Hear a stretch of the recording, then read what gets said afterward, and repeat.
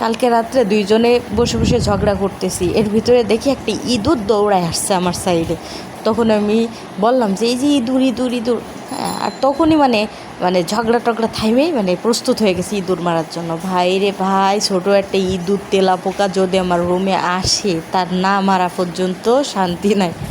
বলি কি ভাই, তোরা কেন এই রুমে আসতে যাস? হ্যাঁ, এই রুমেই তোদের আজরাইল আছে, কেন আসিস তোরা? আর ইঁদুরটাকে মেরে তো মনে করেন ধরে রাখছে, বিড়ালকে দিবে, বিড়ালের সাথে খেলবে। তো বিড়াল খুঁজতে চলে গেছে, ইঁদুর মেরে বিড়াল খুঁজতে চলে গেছে। আমি বললাম বিড়াল খোঁজার দরকার নেই, আমার রুমে যেন এইসব করা হয় না।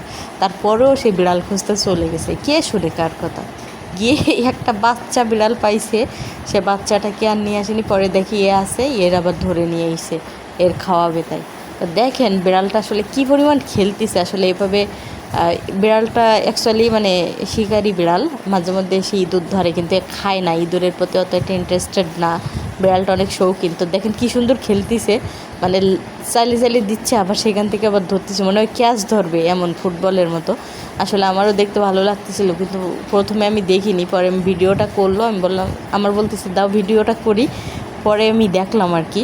তো আসলে সুন্দর লাগছিল, ওর খেলাটা দেখতে আসলে ভালো লাগতেছিল। দেখেন কি করতেছে, কিন্তু খায়নি, কিন্তু পুরোটা ওইভাবে আস্তই ছিল।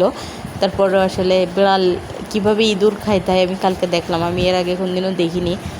অনেক দিন করে দেখছি, আমার বাসায় তো আমার হচ্ছে এলাকার বাসায় অনেক বিড়াল আছে, তো দেখি আসলে মাঝে মধ্যে কাটা ইঁদুর ফেলানো থাকে।